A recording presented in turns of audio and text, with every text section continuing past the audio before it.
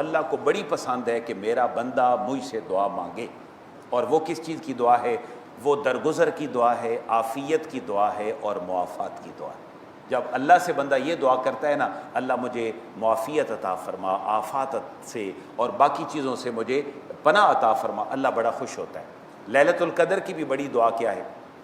اللہم انک عفو تحب العفو فاعف عنی، آگے پھر حدیث کے الفاظ اور بھی ہیں بعد میں، یا غفورو یا غفورو یا غفور۔ تو یہ حدیث بھی حضرت عباس رضی اللہ تعالیٰ عنہ سے مروی ہے۔ مسند احمد بن حنبل کی 1687 نمبر حدیث ہے کہ حضرت عباس رضی اللہ تعالیٰ عنہ کو حضور نے خاص طور پر یہ دعا جو ہے وہ سکھائی، کیا ہے؟ اللہم انی اسألک العفو والعافیت والمعافات فی الدنیا والآخرہ۔ اس دعا کو پڑھا کریں۔